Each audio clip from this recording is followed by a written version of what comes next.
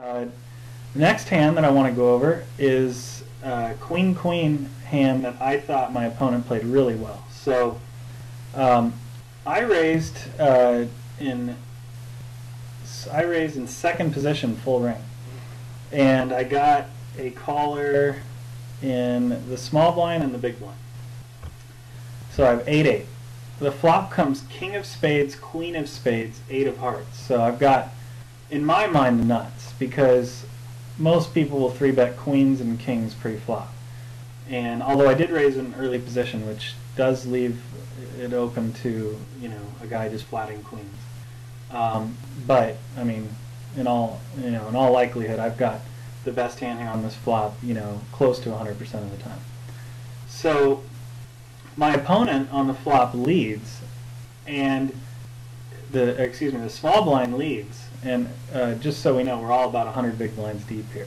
And again, if you guys like this stuff and you guys want to do more of it, we'll make it more professional. We'll have like visuals and stuff like that, so you don't have to just try and remember the hands from how I describe them. But anyway, back to the hand. Small blind leads for $33 and about a $60 pot. This was a 3-6 hand. We're all about 100 blinds deep. Big blind makes it 150, which is pretty big raise, like 5x what the small blind made. So I decide, flatting just looks unbelievably strong. Plus, there's a lot of scare cards on the turn. There's no point in putting myself in that position. I mean, I just jammed it with, basically the nuts, I thought. And the small blind put all his money in too after he led. So I really thought he had something like ace-jack of spades for or jack-10 of spades, some huge draw. And then the big blind folded, so God only knows what he was doing. I mean, I don't know what hand he could possibly fold there, unless maybe he made a huge fold to king-queen, which would be amazing. So I'm kind of fist pumping now because I know I'm ahead, and they turn over the cards and the guy has pocket queens. So I was set over set. But so it's not interesting to just get cooler, except there's two really good things that my opponent did here. One, most people have a pretty tight opening range. There are some that are loose from like under the gun +1 and full ring, but most people are pretty tight. And 3-betting a hand like queen-queen to me in the small blind is not particularly good, because those raises get a ton of respect, a ton. I mean, I'll be the first to admit, when the blinds 3-bet me after I've raised under the gun, I'll give them credit for a range of like kings, aces, and ace-king, or ace-king suited even, and maybe queens. And sure, there might be some guys, if any of my opponents are listening to this, if you want to try and 3-bet me with a bunch of crap, thinking I'm just going to always give you credit, go ahead. So I don't think I'm giving away anything here. I give credit for that until proven otherwise. And so he just flatted, which I thought was good. And you can play kind of a well-disguised, like way ahead, way behind type of hand post-flop. You can take a lot of check call lines and induce bluffs. You can also flop really well-disguised sets, like he just flopped on me. There's lots of good stuff that can happen.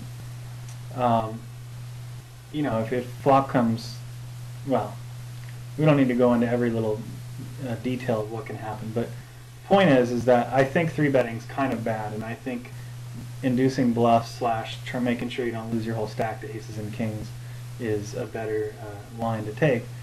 And what I like about the fact that he just led out is that when he leads out there, he's never, ever, ever going to get credit for the hand that he had. Ever. I will never give him credit. No one will ever give him credit. He could turn his cards over. I might not give him credit for queen-queen in that spot. So he's never getting credit, which is good, because the whole point of no limit hold'em is to get people to misjudge your range. If you get people to misjudge your range, then that's where the profit is. I mean, that's like the fundamental theory of poker. Like, get people to misjudge your range equals profit, if done correctly, of course. And so, anyhow, when he led out into me like that, he's never going to get credit. He's going to get put on a draw every time because he's going to get put on a draw or pocket eights every single time. And so that's going to be kind of the range that people give him.